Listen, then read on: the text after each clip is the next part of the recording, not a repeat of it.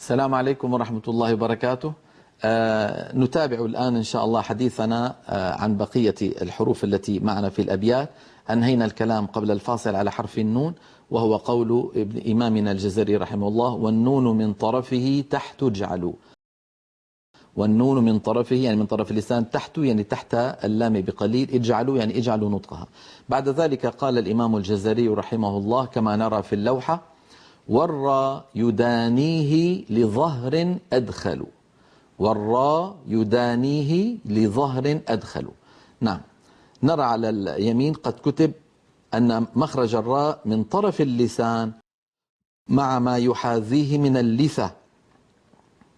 الصواب أن نقول اللثة يا إخوة، ولا يقول اللثة. متعودين الناس يقولوا اللثة، هي صوابها اللثة. من طرف اللسان مع ما يحاذيه من اللثة قريبا من مخرج النون. ونرى اللسان بارك الله فيكم هكذا: أر أر را عرو ري أر را. هذا الحرف حرف الراء، انتبهوا إليه بارك الله فيكم. هذا الحرف بالنسبة لتوضع لسانه ممكن يكون ذلك بثلاثة طرائق. يا ريت الكاميرا ترجع إلي. لما ينطق واحد منا حرف الراء ممكن يعني لسانه يكون بثلاث. عندنا ثلاث احتمالات. الاحتمال الأول أن يكون بعيدا زيادة عن اللزوم عن غار الحنك، عن غار الحنك، فيقول مثلا الرحمن الرحيم. فإذا كان اللسان بعيدا أكثر من اللازم سوف يخرج صوت فموي عائم: الرحمن الرحيم. هذا لا يصح، وليست الراء الفصيحة هكذا.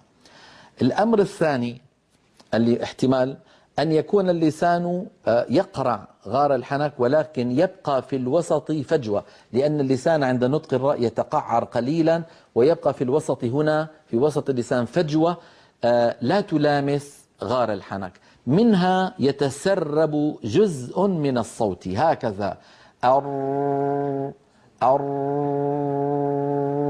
هل سمعتم هذا الصوت الضعيف؟ لكنه موجود. هذه الفجوة، هذه الفتحة البسيطة التي يمر منها جزء الصوت تحمي الراء من التكرير، ولكن المخرج صار ضيقا، لذلك نجد في اللسان ارتجاف قليل، فنجد اللسان فيه ارتجاف. هذه صفة اسمها صفة التكرار، ستأتي معنا بإذن الله تعالى في صفات الحروف. إذن الوضع الصحيح للسان كما رأينا في اللوحة أن نقول الوضع الثالث أن يحكم الإنسان إلصاق طرف لسانه على غار الحنك إحكاما كاملا بحيث يقفل المخرج. هذا أمر لا يصح، لأنه يؤدي إلى انقفال تام للمخرج. فمن أين يمر الصوت؟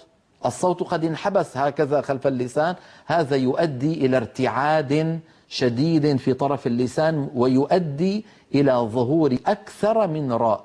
الرحمن الرحيم هذه نسمعها أيام من بعض إخواننا. سببها أن الإنسان يحكم إلصاق لسانه على مخرج الراء فلا يبقى مجال للصوت أن يمر، فيضغط الهواء الخارج، يضغط على اللسان ويجبره إجبارا أن يبتعد عن مخرج الراء، فيبتعد.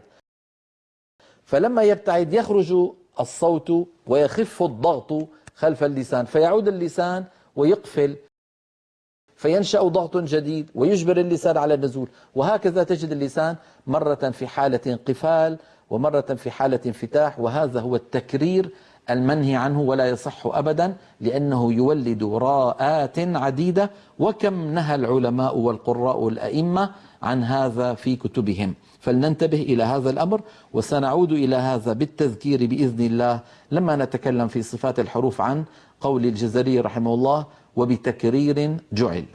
نعود إلى اللوحة، نرى فيها قول الجزري رحمه الله: والراء يدانيه لظهر أدخل. اللوحة التي نراها الآن فيها الذي شرحته لكم الآن. لما هذه صورة لفم ينطق حرف الراء من الأمام. لاحظوا بأن هناك فجوة قد أشير إليها برأس السهم، وكتب على يمين اللوحة الفجوة التي يمر منها جزء الصوت عند نطق الراء، والتي لولاها لانقفل المخرج تماما، مما يؤدي إلى التكرير المنهي عنه. إذن لابد من بقاء هذه الفجوة، ولكن لاحظوا بأنها صغيرة.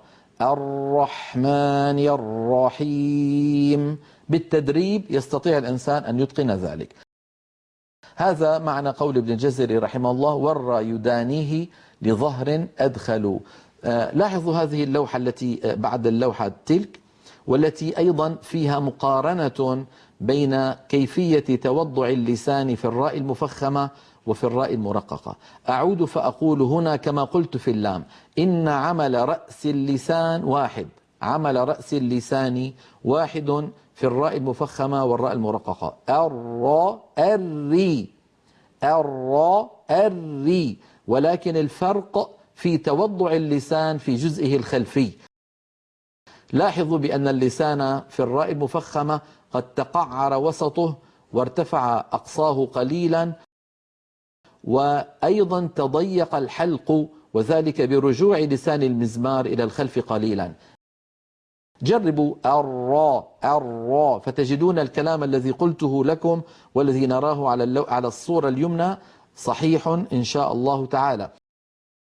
بينما الصورة اليسرى التي في أيسر اللوحة تبين لنا الراء المرققة: الري نجد بأن اللسان لم يتقعر، وبأن لسان المزمار أو بالأحرى الحلق لم يتضيق كما حدث في الراء المفخمة.